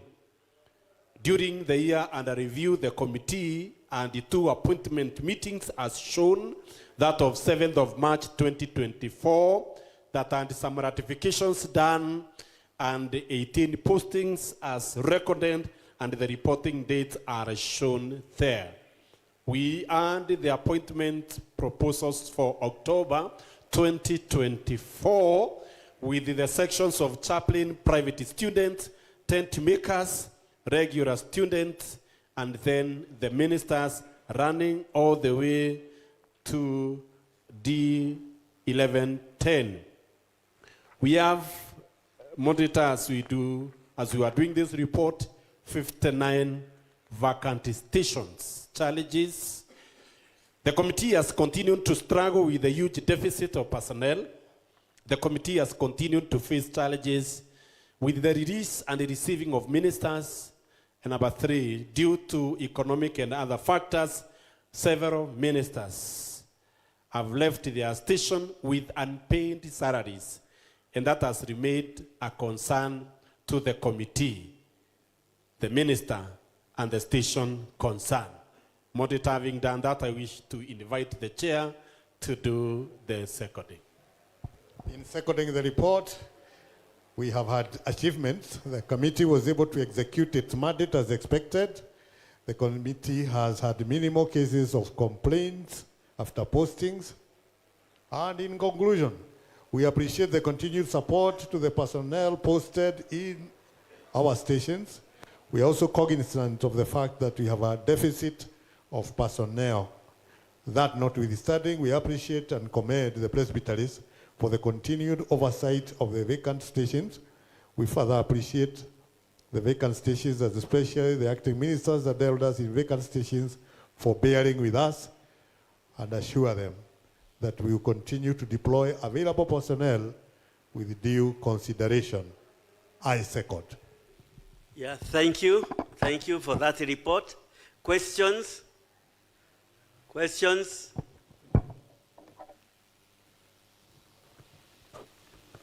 Maswali? Hakuna hata moja. Comment?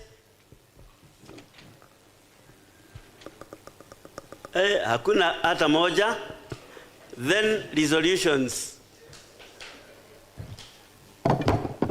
Thank you, Moderator. This GAC receives the report of the appointment committee with thanks.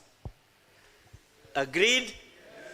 This GAC notes the huge number of the members of the full appointment committee and resolves to ask the Constitution Review Committee to annul the prefixes executive and full before the word appointment. Further, this GAC resolves that the appointment committee will have one representative, an elder or a minister in rotation basis. Agreed? This GAC notes with concern the continued disregard of the requirement of the practice and procedure in regard to the appointment. Further, this GAC instructs all the parties related to the above to strictly adhere to the provisions of the practice and procedure in releasing and receiving of ministers as placed by the appointment committee. Agreed? This GAC recognizes the high responsibility vested on the officials of the presbytery in guiding the presbytery as per the practice and procedure in relation to appointment. Further, this GAC resolves that the presbytery officials, where the appointment expectation is not adhered to, shall be held liable for such action. Agreed? Agreed?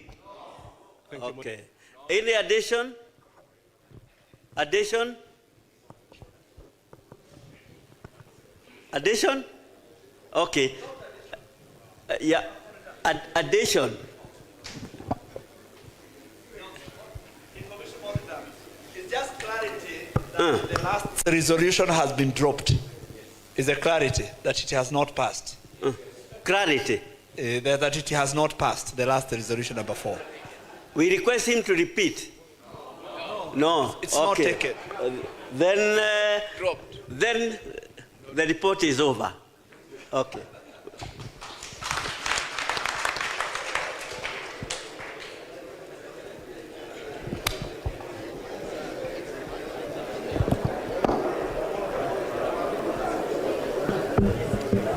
Thank you. Thank you. We now will be advised on the next report. Moderator, the next report is a report of the Children Ministry. Children Ministry, take up the podium.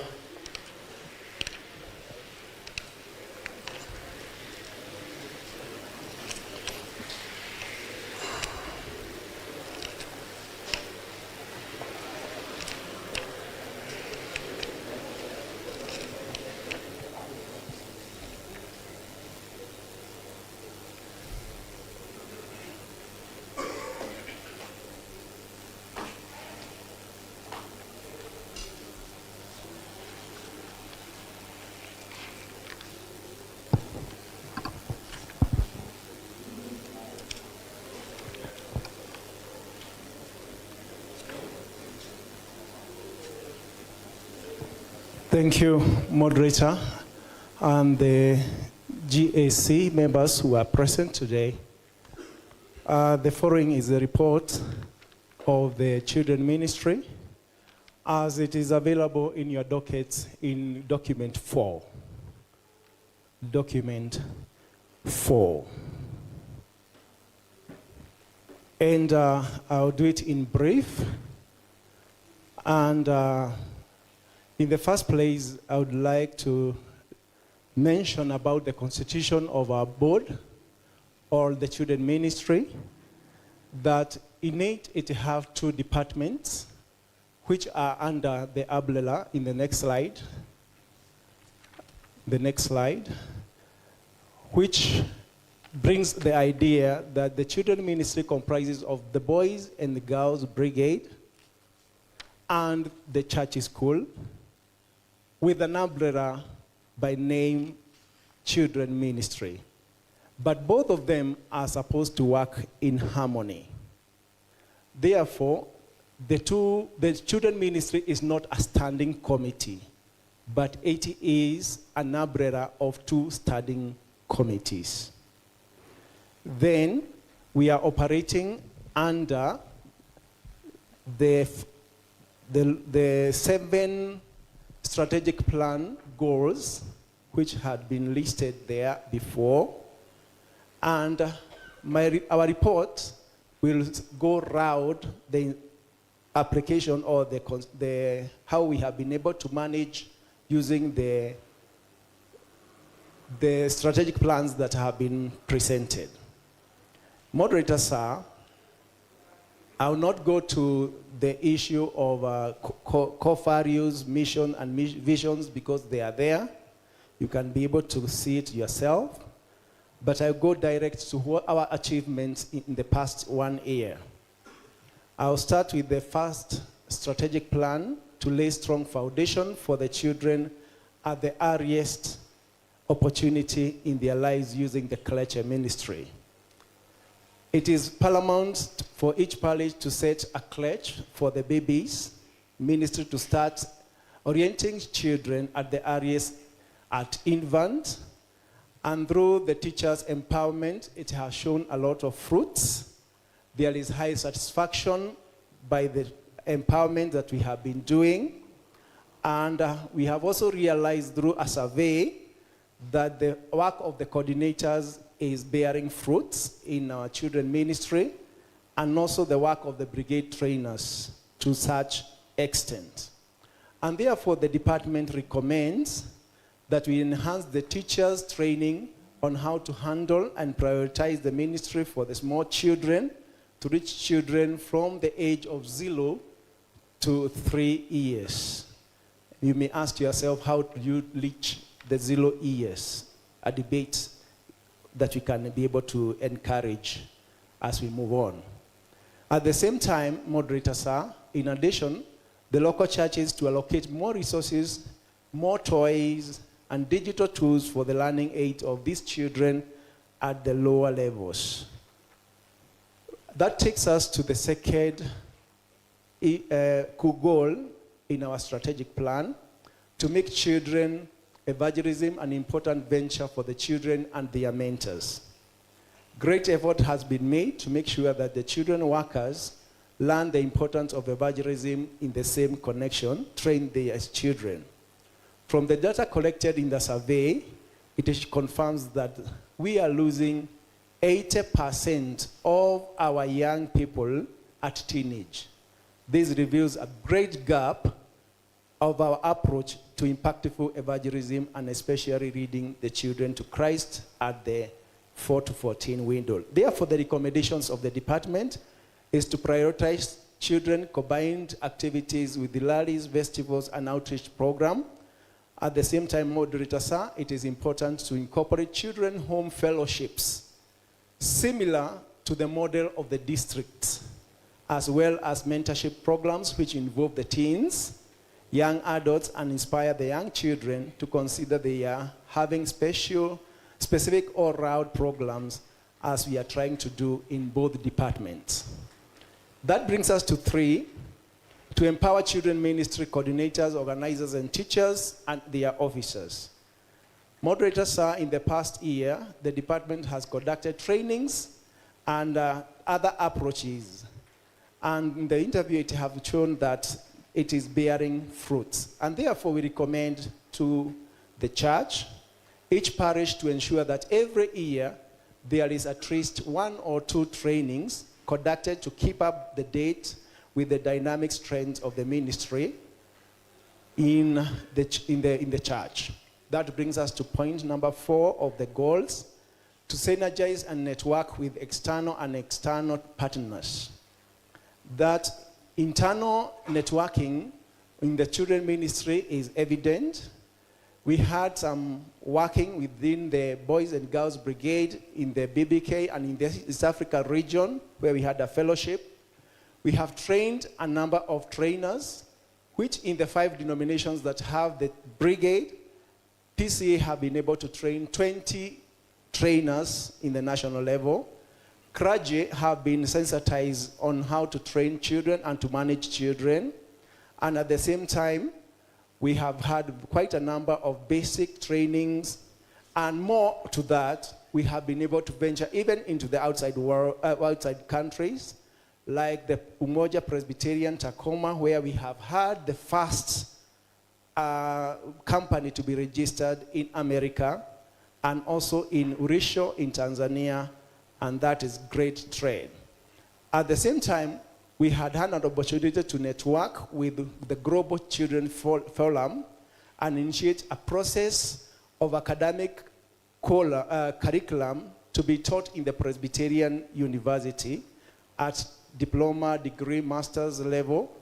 And the curriculum and the board is still liaising to see what they can do towards that. It is on the high gear. The recommendation is that the presbyteries to have trained and commissioned chaplains or patrons who will convene parish representatives to organize combined events in the children ministry.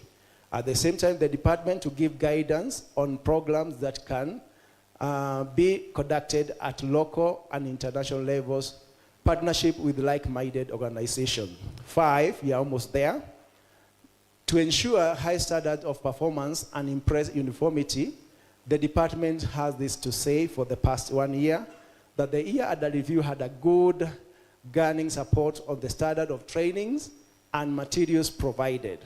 The uniforms, we have a factory that is producing uniforms, and that is evident. If you go down there, you can be able to see some of the productions, and the factory is doing quite well.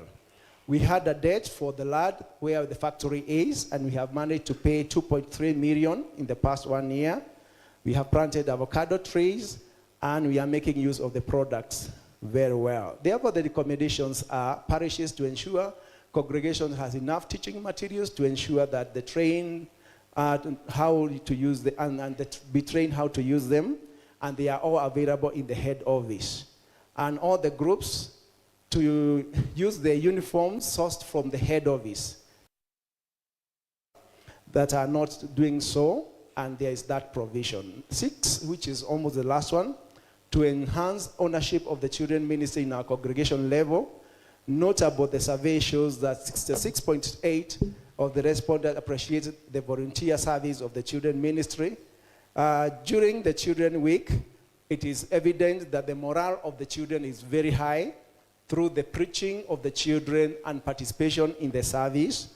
And even some churches have enrolled their children who are showing a lot of gifts in preaching in their preaching program. And also, it confirms that, again, that we are losing the 80% of our teenage at a very early age from the church. Therefore, the recommendation is that congregation to offer more service program for the children beside their annual week climax, and suggest it is at least a quarterly engagement. Not wait for Sunday school day or brigade week, then they can be used even if they are not collecting money, just to participate in the service. At the same time, upcoming preachers to be given opportunities in the districts, in the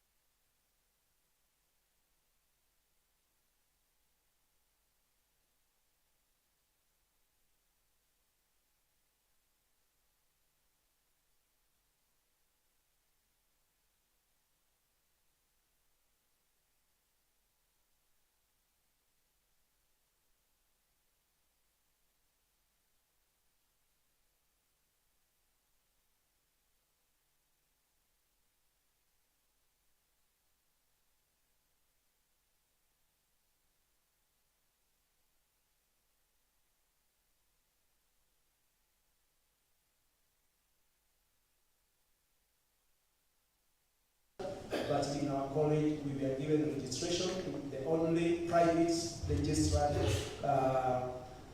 institution for this nature in Kiambu County. Therefore, moderator, I invite the chair to come and second the report.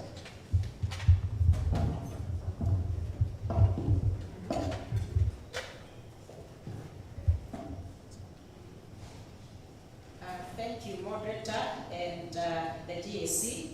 I want to take this opportunity to say that we are grateful to the Almighty God for enabling us to record tangible achievements in children ministry in the 2024 administrative year. John in the third letter of John 1:4 says, I have no greater joy than this, to hear that my children are living according to the truth. So I want to say that the year 2024 marked substantial progress in the children ministry, with notable improvements in faith formation, evangelism, mentorship programs, and outreach to children with special needs. While commendable efforts have been made, challenges such as the decline in teenage church retention and the need for more structured training remain. Moving forward, the ministry must continue strengthening the teacher capacity, fostering exclusivity, and ensuring a sustainable support system for children's growth. The resolution passed by the General Assembly provide a foundation for further strengthening the ministry's impact. With continued collaboration, commitment, and resource mobilization, the children ministry is poised to make a lasting difference in the spiritual formation of the next generation. And with those few remarks, moderator, I second the report. Thank you. Clap for them. We invite questions to the children. There's a hand there at the back. Can you start? As Reverend Nko. Yes, Tanzania. moderator. Baba Mheshimiwa. Mheshimiwa Baba moderator wa mkutano mkuu wa 24 na waheshimiwa wajumbe wa kamati kuu tendaji ya mkutano mkuu wa 24, tunao furaha sana kuwepo mahali hapa, hasa kuchangia katika idara ya watoto. Nikipongeza director kwa kazi nzuri ambayo amefanya, na mimi ni shahidi kwa sababu ya kwamba ametembea kule Tanzania kwa ajili ya huduma ya watoto, ametembelea Dar es Salaam, ametembelea Arusha, kazi kubwa imefanyika. Lakini swali langu kwako Baba Mheshimiwa moderator, ninaomba kuuliza director kwamba kwa kuwa ametembelea maeneo ya Tanzania na ameona kwamba lugha yetu pendwa Kiswahili ndio lugha ambayo inatumika hata katika serikali, katika bunge letu la Jamhuri ya Muungano wa Tanzania.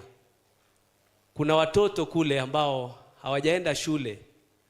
Kuna walimu ambao wamesoma shule zetu hizi za Kiswahili ambazo tunasoma kuanzia darasa la kwanza mpaka darasa la 7 kwa lugha ya Kiswahili. Sekondari ndio tunaanzia Kiingereza. Je, uone ya kwamba ni wakati sahihi, wakati ambapo tunakuwa kwenye kilele kile cha maadhimisho ya wiki ya watoto brigade na church school, kutengeneza au kuandaa kwa mfumo wa Kiingereza lakini pia na mfumo wa Kiswahili ili Watanzania waweze kunufaika vizuri? Kwa sababu sisi wachungaji tuliokuwa kule ndio tunapataga kazi ya kuweza kutafsiri kile ambacho kinaandikwa ndio kiweze kufika kwa walimu husika na kuwasilishwa. Baba moderator, naomba kuwasilisha. Haya, nilidhania utataja maokoto.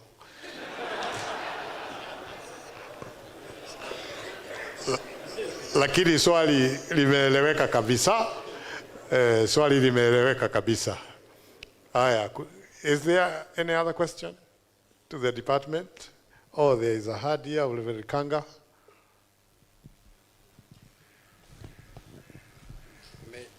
Moderator, the director has informed us that we are losing almost 80% of children at the teen age.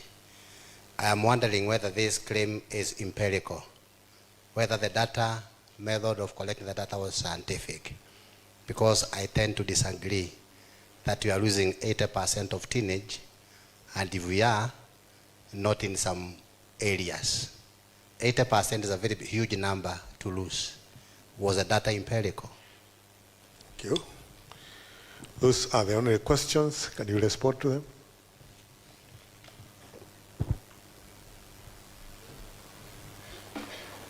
Asante moderator kwa nafasi hii, nami nitaweza kujibu swali lile kwa lugha ya Kiswahili pia. Niseme ya kwamba ni kweli hatujavalia juga swala hilo la kutafsiri kwa Kiswahili yale ambao tunaachiria, na hiyo ni changamoto ambao tutaivalia juga na tuhakikishe ya kwamba imetimia. Kwa hivyo tuwaomba radhi kwa kusubua mafikira zenu na utendaji kazi wenu mkiwa pale Tanzania. Hilo mtalifanya kwa muda gani?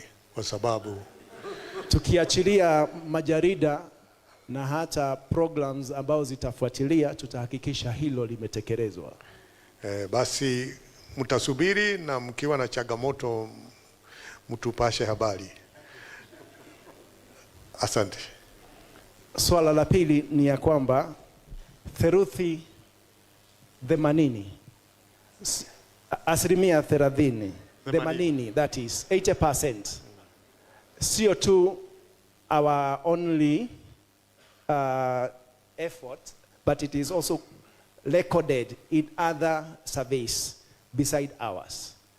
But also ours has confirmed. Ours was to confirm what is already alluded in other surveys. So it is scientific. Says it's scientific. It's alarming, but he says it's scientific. We may not get into the details right now. Okay, comments. Nam, Dr. Karimi, then Reverend Lea, and then Reverend Gekonyo.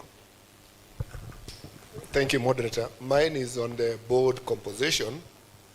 Member number 11 is reported to be for the inclusive ministry, and that falls short of the needful, arising from the fact that this is a retired minister, and when it comes to inclusive ministry, I believe we have ministers who are differently abled. Thank you. That comes like a question. I don't know what that means, that inclusive representative. What does it mean? Moderator, before the person mentioned retired, we had tried to constitute those people who have orientation on that field, so that they can help us come up with ideas or pave way forward for how we can bring the inclusive ministry in our church. So that's how Dr. Okanga allowed to be part of us. But even now, we are using him because we have not gotten another direction, but we are soon to get it. What inclusivity was he, or exclusivity was he that representing? Is children living with differently abled, who are differently abled, because he is an expert on issues concerning autism and differently challenged children. Okay. Yes. That was confirmed, of course, from the offices? Yes. Okay, understood then. But then, now that he retired, you need then to get advice on what to do. Yes. Level there. Mike here. Thank you, Moderator and the committee. Mine is to commend the department, but also as a church, we are supposed to think about how, during the dedication of sanctuaries, we've never have a class that is we see classes that are being dedicated as sanctuary for our children. But when we are doing the dedication of the sanctuary, all the apparatus that are needed in a sanctuary, they are there.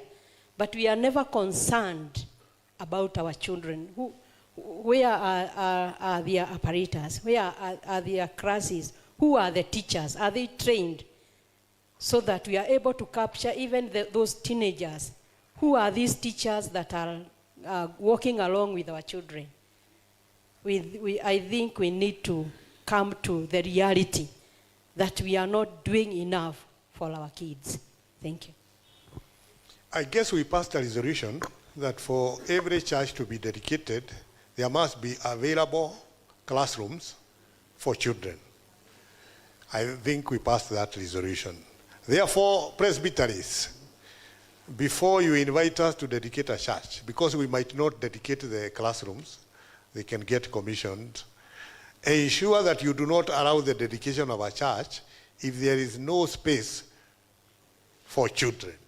That we agreed. It's the same way you ensure that there are Holy Communion elements, offering baskets, the tithe box, baptismal font. The same way you ensure, as you do your inspection, ensure that there are classrooms available for children. That is the work of the presbyteries. Because no sanctuary is ever dedicated without an inspection. That's my assumption. Without an inspection by the presbytery. We who come, when you invite us, we come under the invitation of the presbytery. And the presbytery must have been satisfied that everything is in place. That is a very important observation. Reverend Gekonyo? Thank you, Moderator, and the GAC. Reverend Ray has taken what I had in mind, but nevertheless, I noted also that the senior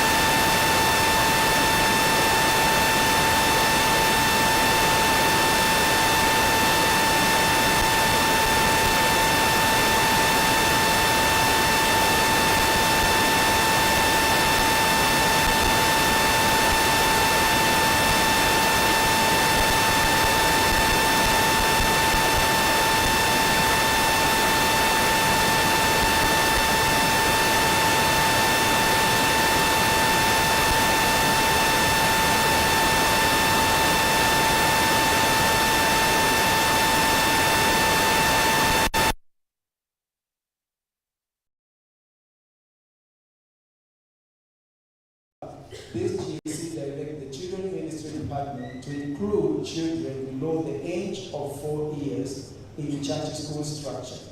Further, this GAC instructs the presbyteries to ensure church ministries are formally established in all congregations. Khalid? Yes. Khalid? Yes. This GAC notes with great concern the huge number of children lost from the church at the transition age of 13 to 15 years. To eliminate this problem, this GAC instructed the Children Ministry Department to incorporate this age in their church school program in preparedness to join the youth smoothly. Khalid? Number 4, this GAC acknowledges and appreciates the initiative of networking between the Children Ministry, the Global Children Forum, and the Presbyterian University of East Africa in establishing a process towards academic program in certificate, diploma, and degree and master's level in children ministry. This GAC extends its blessing and commits to offer its continued support towards this initiative.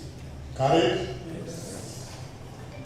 This GAC appreciates the previous Children Ministry Board and welcomes a new board as they execute their mandate in the ministry. Khalid? Yes. Thank you, sir. Any addition? That's the beauty of being a shout. Anything you ask is granted. Thank you. We are done with that, so we can exit. Thank you. Coffee. Good.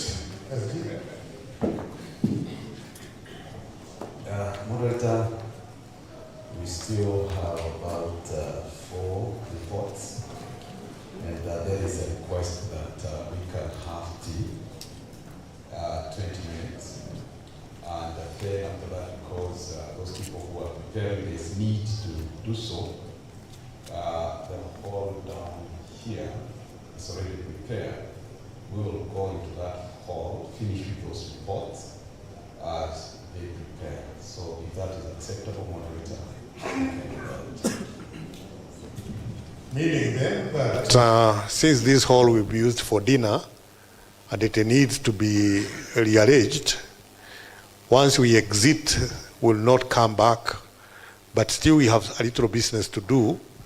That business will be done in the hall where we will be served with tea.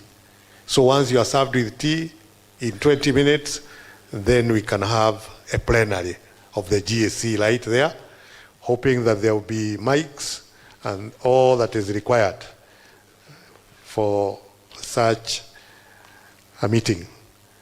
So once you are done here, we will not come back today, but tomorrow, I guess, we will be back here. Yes. Okay, so hospitality, are you in? Any announcements? None.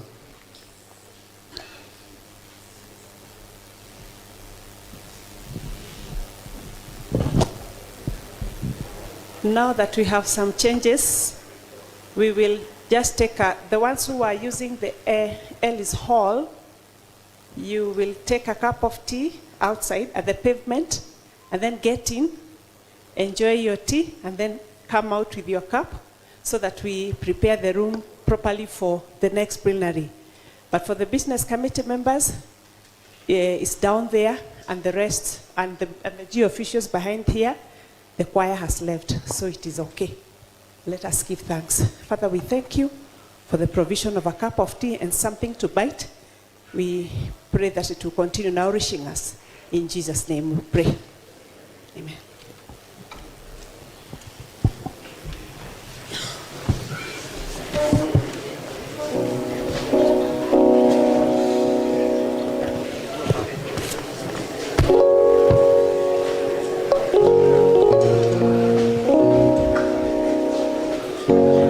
Shakai, korwe kenete, meshia makwa, memaderu, tondoe wiki, magereire, Jehovah Gai, utire tawe kugosha, kugosha Gai, korwe kenete, meshia makwa.